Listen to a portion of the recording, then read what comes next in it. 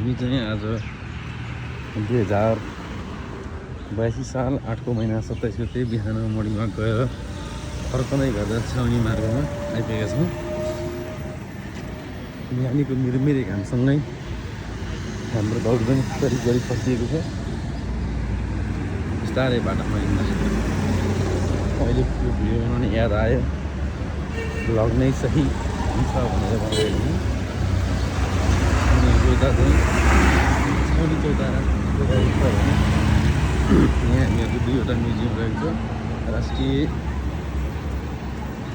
राष्ट्रिय सङ्ग्रहालय परेर हाम्रो यतापट्टि पनि हेर्नु सबैले राष्ट्रिय सङ्ग्रहालय र यतापट्टि भनेको चाहिँ हाम्रो म्युजियमको नाम सैनिक सङ्ग्रहालय पऱ्यो हुन्छ। सैनिक सङ्ग्रहालय पऱ्यो एकदम राम्रो छ। यहाँ सङ्ग्रहालयमा चाहिँ टिभी पनि लगाइरहेको छ।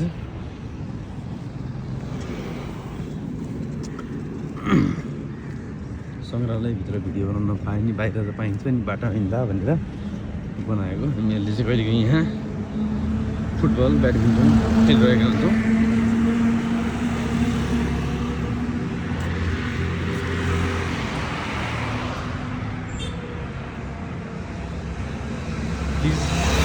ड्राइभ स्लोली कृपया बिस्तारै हाम्रो ल्याएको छ। त्यो आर्मी इलाका भएर यसमा चाहिँ धेरै स्पिडमा बाइकहरू चलाउनु मिल्दैन। यहाँ पार्किङको बोर्ड लगाएको छ। उनीहरू चाहिँ एकदमै राम्रो। अब यो घाँसको नाम त मलाई थाहा भएन, घाँस अथवा बिरुवा। उहाँले एकदमै राम्रो गर्नुभएको छ बाटोमा।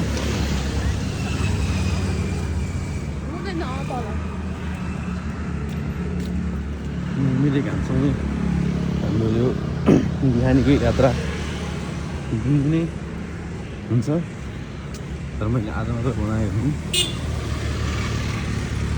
हजुरहरूले छान्नु भएको खण्डमा रेगुलर जसले चाहिँ नेपाल टेलिभिजन पर्खिरहेको छ दूरसञ्चार कार्यालय छाउनी भनेर लेखेको छ। चाहनु भएको एकदम रेगुलर हामीले पढेर आउन सक्छौँ। सानैले गर्दाखेरि भिडियो पनि एकदम यस्तो मजा आइरहेको छैन। आजको समयमा राम्रो भिडियो बनाउने हजुरहरूलाई विश्वास दिलाउँछौँ।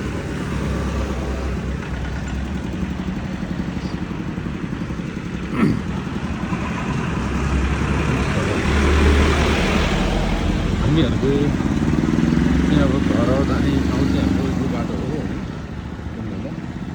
यहाँ चाहिँ हाम्रो जेब्रा क्रसिङ छैन, आफैले मिलाएर बाटो काट्नुपर्ने हुन्छ।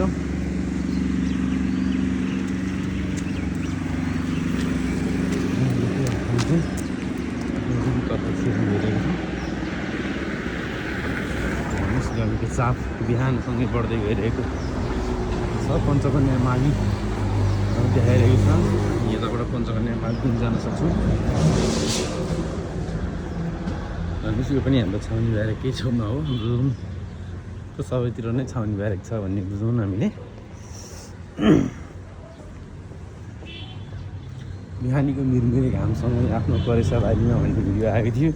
अब हाम्रो यहाँ करेसाबारी छैन, कसरी बनाउनु करेसाबारीको भिडियो भनेर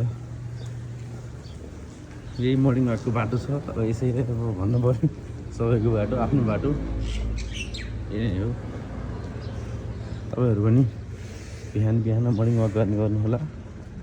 आफ्नो शरीरले साथ दिन्छ भने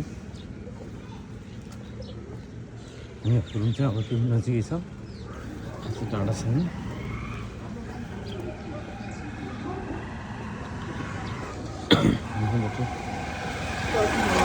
यहाँबाट चाहिँ हामी पञ्चकन्या स्कुल जान सक्छौँ। त्यो पल्ली छेउमा पञ्चकन्या स्कुल हो। हेर्नुहोस्, यति भन्दै हामी आजको भ्लग यहीँ सघाउँछौँ। धन्यवाद।